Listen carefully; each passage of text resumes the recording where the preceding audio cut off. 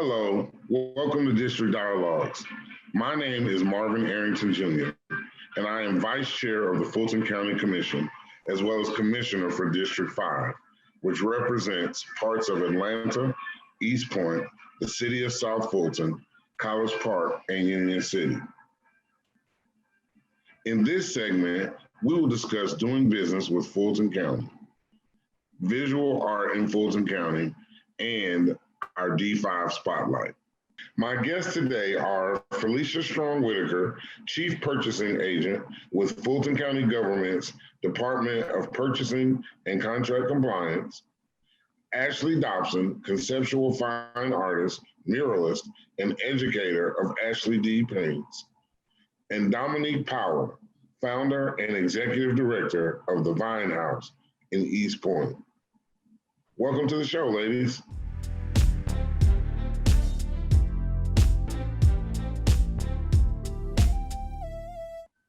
Our first guest is Felicia Strong Whitaker, Chief Purchasing Agent with Fulton County Government's Department of Purchasing and Contract Compliance. Now that is a mouthful. Welcome to the show, Felicia. Thank you, Commissioner. So tell our listening audience, what are the responsibilities of the Department of Purchasing and Contract Compliance in Fulton County? So the department is comprised of two divisions. The purchasing division is responsible for the procurement of all goods, services, construction services, professional and consulting services, equipment, materials that the county requires. The Office of Contract Compliance is responsible for monitoring the county's non-discrimination in purchasing and contracting policy, monitoring of contracts for subcontractor participation, and also they do all of our outreach. Okay, and what are the resources that are available to potential vendors or businesses that may be interested in doing business with Fulton County? Well, we have several things for our business community. One of the first things that we're most proud of is we do have monthly training classes for our vendors interested in doing business with the county. We have them every month. We also have a quarterly class that's entitled How to Respond to an RFP for those professional and consulting services contractors interested in doing business with the county. And one of the signature things that we have is we have a one-on-one technical assistant consultation with a bonding and a legal consultant. How has COVID-19 affected the duties and responsibilities of purchasing and contract compliance? That's an excellent question, Commissioner. We had to move quickly from a very in-person, face-to-face environment with our business community to a totally virtual environment.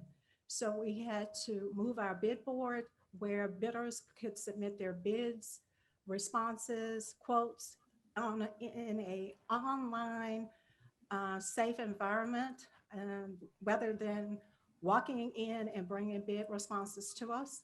We had to move all of our pre-proposal, pre-bid, bid openings, or interview sessions to Zoom or WebEx. We had to move all of our training sessions to the virtual environment via Zoom and WebEx. So we're very used to very hands-on with our vendor community, and we've had to change all of that to a virtual environment. I know it has been crazy for all of us. All right, tell us about the different types of certifications in the contract compliance department. So I have Mario Avery here with me today. He is the contract compliance administrator, and he's going to go through the different certifications that we have within purchasing. Man, Avery, how are you? Yes, sir. Doing well. And yourself? Man, doing well. I know you're not the current mayor, but you always still the mayor. Yes, sir. Thank you for that compliment. Well, in line with the question that you asked, the various certifications, Fulton County is very proud of the various certifications that we actually certify, as well as certification that we accept. And I want to just explain the different certifications.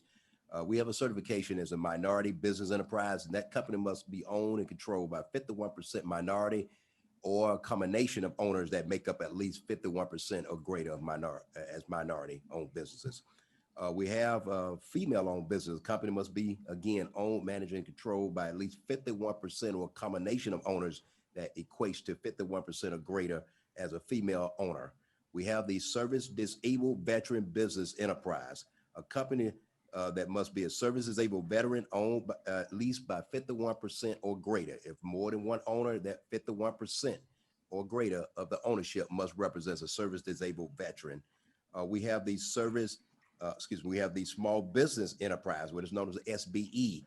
This company that has fewer than 1,500 employees and employs a maximum of 38.5 million in average receipts, gross receipts. The size standards may vary based on industry. In the final certification that we recognize of federally funded projects is what is known as a disadvantaged business, a DBE. A company must be 51% owned by one or more individual, at least one individual. In this case, the business must be socially and economically disadvantaged per Georgia Department of Transportation. And for clarification purposes, disadvantage meaning the inability to compete due to diminished capital and credit opportunities as compared to others in the same line of business. And those are our certification categories. And why is it important to, or do you need to have one of those certifications in order to do business with the county? No, you don't have to have one of those certifications in order to do business with the county. But as you know, the Board of Commissioners has a very strong contracting and contract compliance policy, in that we seek to have disadvantaged small businesses, minority business, female business, a part of all of our contracts. And may I add, Commissioner, that another benefit too of the certification process, when organizations, whether it be the City of Atlanta, MARTA, or the DeKalb County, other agencies are asking us for vendors, or we're seeking vendors in a particular trade that we may not have a lot of certified firms in, we could actually, in this case, go to other agencies, but a lot of agencies come to us asking, do you have certified minority or female or companies that are certified in designated industries? And so that's a major benefit of the certification process. Thank you, thank you. All right, so if I want to find out more about purchasing and contract compliance in Fulton County, who do we need to contact and how can we stay in touch with them? We are on the website under Business Services, Purchasing and Contract Compliance. We also, you can reach us at our number 404-612-5800. All of our contacts are on the website as well. So you can reach out to any of us at any time. Our contact list is on our website. All right, and you have to become a vendor with Fulton County before you can actually do business with the county, is that correct? No, you don't have to be registered, but you do need to be registered as a vendor if you want to get information about upcoming events. If you become a vendor and you want to be paid, you have to be registered with us. And there's one more thing I wanted to add that the county is now doing for vendors. We now have EFT, so that vendors don't have to wait on a paper check anymore. They can get paid electronically, much quicker and much faster. That's something new that the county has done for vendors, especially during this current situation.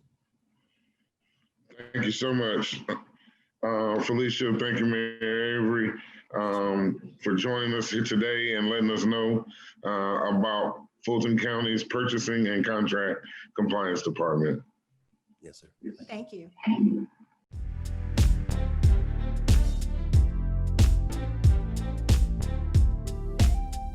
I'm a proud executive sponsor of the All People's Lives Are Culturally Enriched strategic priority area.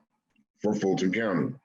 Today, we have Ashley Dobson, who is a conceptual fine artist, muralist, and educator of Ashley D Paints, to share her contribution to our community. Welcome to the show, Ashley. Hi, welcome. Thank you for having me here. I'm excited. Awesome. Well, it's great to have you. So tell us, when did your love for the arts begin? And how My did it begin? love for the arts definitely began as a child. I was born in New Orleans, and I remember being around color everywhere I went, from personalities to the floats to people that stopped by the house. Everybody had a little color to them. So now I find that even though I moved here in Atlanta in 1989, I still have some of those influences, and they've kind of carried along with me. Awesome. So what or who do you credit for your rich cultural experiences that you've had so far? Who do I credit, you said? Yes. I credit so many different experiences and people. When I was young, when we first got here, there was the Black Arts Festival, and I have really great memories of it being the whole Greenbrier from one door to the other. And I was little. I was maybe 7. And I remember being able to sit on Barnett P. Honeywood's lap. I met Annie Lee in person. These were like superstars in my mind. We had little prints of them in the house, but Atlanta was like another New Orleans for me, because here I could meet Curtis the Framer in Wesley Chapel, and then go over to the West Side and meet another artist and go in their house and see there was just so many artists here. And I could credit so many of their influences to what I see in my work. Barnett P. Honeywood also was a professor at Spelman a while back. Her work was featured often in Cosby Show, amongst other things, right? And she was actually one of the first Black artist to have a nationally syndicated cartoon. I don't know if y'all remember Little Bill, but Little Bill was her brainchild. That was her style. That was all of it. So she was a big deal to me. I really, I hate that she passed so early, but she was a really big influence in my work. All right, so outside of her, who are some of your other influences or big influences? I can name so many, because I did a dance camp at Spelman. There were so many good teachers. I had a teacher that danced with Alvin Ailey. Even some of my teachers. I have a teacher that I went to alternative school in high school, mostly probably because I was so artsy and just couldn't find my niche. It wasn't like I was cutting up everywhere, but I had an alternative teacher. Her name was Miss Stevens. I can see her right now. And I remember I was probably the only Black kid in the class, and she was so awesome. I mean, she would change the whole lesson up and teach me all about the Harlem Renaissance, and she would just really just hone into what I liked. And that just helped me to stay in school and keep going.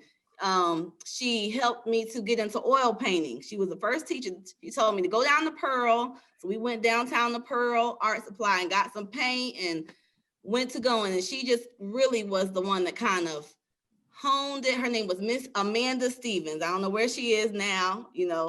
I've been looking all over for her, but she was awesome. She was the one that was telling me, look around you, find the people around you, the old people, the young people, find them and bring them into your art. And that's what I've been doing. Awesome. So where can we find some of your work? Oh, I have work. Actually, it started off inside the schools. So a lot of people think I'm just a muralist, but I'm actually a teacher. I've been teaching for 15 years, and I started, my first mural was at Frederick Douglass High School in the basement. And Go Astros. Yeah, go Astros. That's right.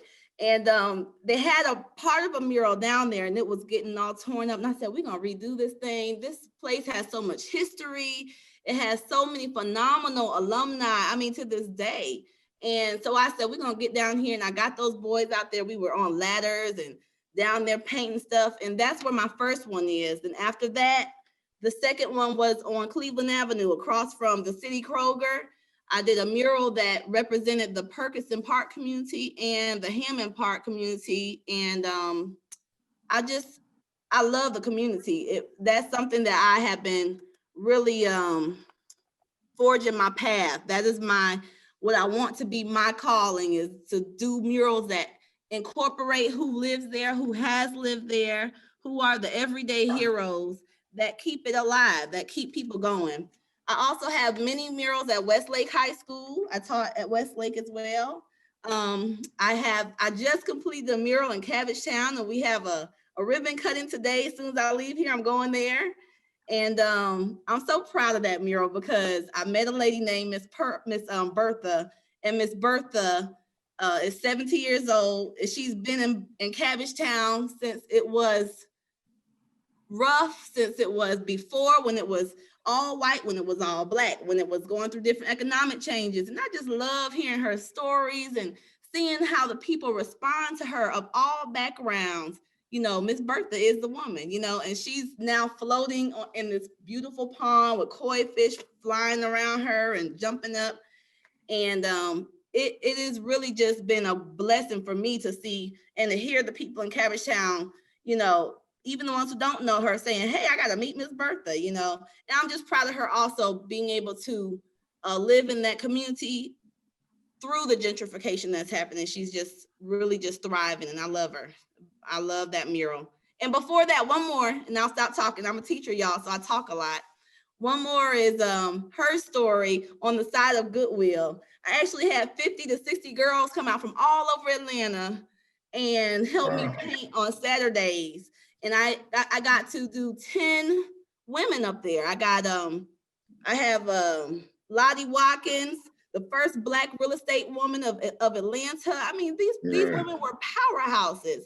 And we actually got the girls all into it. Now they researching and trying to find other people in the community. We have Willie Watkins' mother up there. We have Cleta Winslow. We have a ton of people. Abby O'Doon Henderson of Gangsters to Growers. I mean, I just found people of all generations who have touched so many different lives.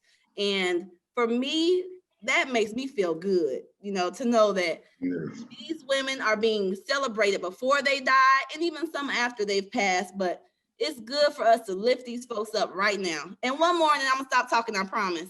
I got another one I'm working on of Miss Kamala Harris, because I'm just so proud to see Miss Kamala Harris be the vice president. When she came out to Mary J. Blige, I, as a young woman, felt like, yes, we doing it. We got it. We're up there. And I have a mural across from Providence Missionary Baptist Church at Beecher and Cascade that I'm working on. And I've been having girls drop by with their mothers who want to paint. And I mean, it's just like an attraction I love it. They come by and I help them, let them get into the paint. We're almost done. We'll finish this weekend. But the mural is of her when she was a child, her when she was pledging at Howard, and her now. So it's 3 phases.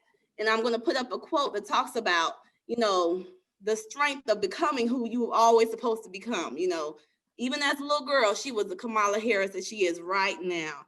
So it's so important that we instill that pride and power into our kids, that they're not that far away. They look older, but once they were just like you.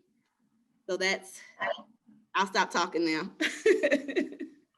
Awesome. Thank you. No, that was great. Certainly, we all need to pay tribute to our new vice president-elect. So how can our audience stay in touch with you? Because I know they're going to want to talk to you some more. Oh, well, you can reach me on Instagram at Ashley D Paints, ASHLEYD PAINTS. And you can also reach me at my website. It's www.ashleydpaints.com. And I have work for purchase, and I also am open for commissions for murals. So if you need a mural, please let me know. I specialize in community development and even community maintaining our community. So if you need some people to come in and get the teenagers involved, I work with the teenagers. You know, that's who I like. So just let me know if you need any kind of murals. All right. Thank you for joining us today, Ashley. Thank you so much.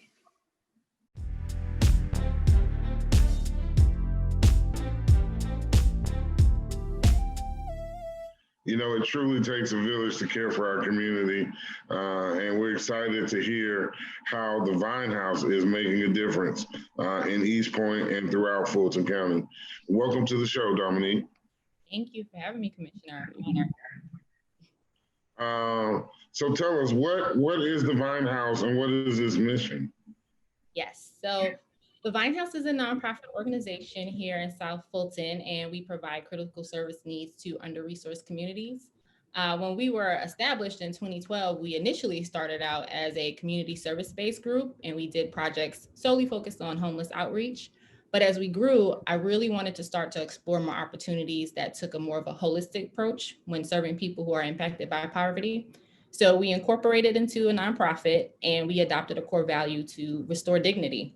Because what we find is that a lot of times when we work with people who are, living in poverty or experiencing homelessness, that continuous position of need and need for services can really chip away at your pride and your self-worth over time. So it was really important for us to ensure that as an agency, we really empowered people to know that they are agents of change for their own life, their existence, their talents, their gifts and skills are valuable to not only themselves, but to our communities. And we're just simply here to bridge that gap and help them achieve their ideal future. So our mission evolved from there to creating sustainable communities that really foster that upward mobility of families by offering them access to safe and affordable housing, mental health services, financial literacy, and opportunities for economic development. Wow, sounds great. A lot of wraparound services. Are there any other unique services that Vine House provides? Yes, so our Pride House, we started in 2017, is our supportive housing program. And during my time as actually a program manager of a women's shelter some years ago, I realized that there was a need for services for single women primarily who were underemployed, who didn't have any mental health conditions or any other disabling conditions that we normally service.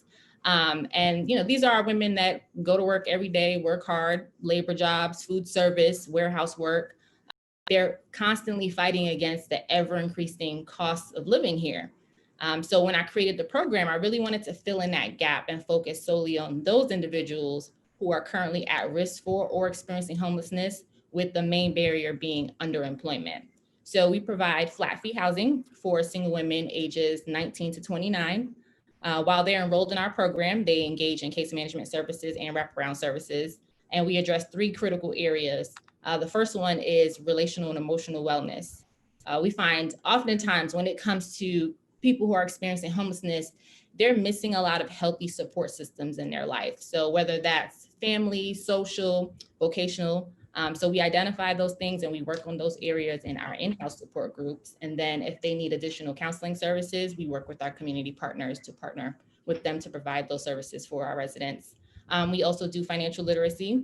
So while enrolled in our program, each resident will have a financial coach to do one-on-one coaching, focusing on budgeting, debt reduction, and increasing their earnings. And also they go through a 9-week financial literacy course called Financial Peace University by Dave Ramsey.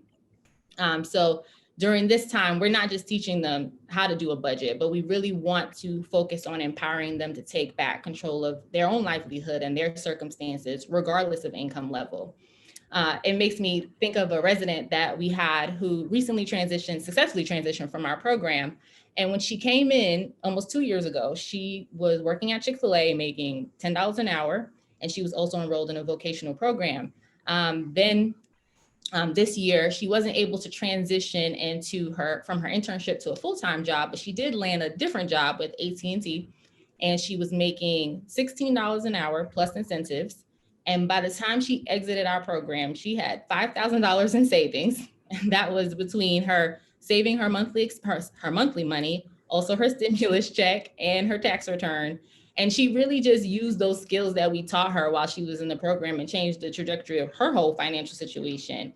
And also the important part of having, low cost housing that really positioned her to get ahead.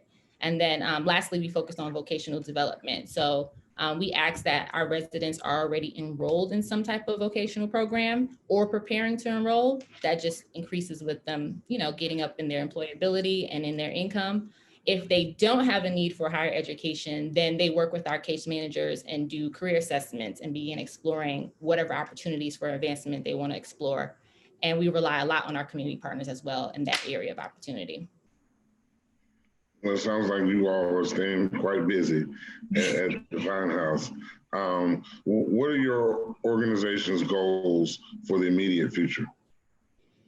We have so many great things that I wish we could do all at once, but we have to focus on where our funding is. So right now, our immediate initiative that we're hoping to launch here in the springtime is called the Vine House Community Resource Center. And this center will really serve as a hub for the Vine House where people can physically come in and reach us, and we can really plant roots in the communities to better service our people. So at our center, we're going to have licensed practitioners utilizing our space to run their business. And then in collaboration with us, they will dedicate therapeutic hours to service targeted zip codes in our community where therapy may not be as accessible. And we'll offer services to those people as sliding scale fee as needed to provide additional support. This is also very important to our economic development piece, right? We're offering the opportunity for people to grow and expand their business and simultaneously provide access to a service that the community really needs. So it kind of creates that equality factor, right? That this is not just a service for low income people, because our therapists are providing services across all income levels. So it really helps just remove that stigma and shame that we often find that our clients feel. So again, restoring that dignity piece. We'll also provide benefit screenings. So having reps come from the Social Security Administration office, from Medicaid, Medicare, SNAP benefits, getting people signed up for their benefits, educating people who already have existing benefits. This is very important to our aging and disabled community. We find a lot of times that, people have kind of like a fear of authority complex when it comes to asking questions in certain settings. So we want to really remove that, make people feel safe so that they can ask the questions that they need so they can be informed about their own decisions.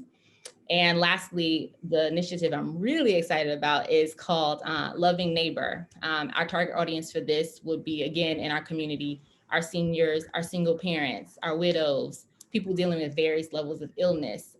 We want to create a community board where people can submit requests for assistance. So service care, like lawn care, home maintenance, car repairs, grocery shopping, things that maybe they need a little bit more support with at this time. And that gives us the opportunity to give people what they want and need and not us make assumptions about what they want and need. And we get so many requests for volunteers to come in so we can kind of merge those two opportunities together, show our community that we really care and really build that bridge to seeing our communities united and thriving. Awesome. Well, thank you for your time and your dedication. How can our audience get in contact with you or the Vine House? So you can start by learning more about the work we're doing. You can visit our website at www.thevinehouse.org. There you can sign up for our newsletters and you can visit our support tab. We have more information regarding the things that we could use assistance with and also our wish list items. We're currently not offering any service-based projects, but we still would love for you to email us your information if you're interested in volunteering in the future. And as opportunity arises, we will reach out and connect with you then. You can also connect with us on Facebook and Instagram. We have pages there, and our handle is @TheVineHouse Inc. To receive more up-to-date information about what's happening within our organization. Perfect. Thank you so much, Dominique. Not only for being on the show, but for all of the great work you are doing through the Vine House. Thank you. It's my pleasure. Thank you all for watching our show today. Of course, I invite you to stay connected with me and my office through our website and social media platforms. Don't forget, while in public, wear a mask, wash your hands, stay 6 feet apart, and until next time, stay safe.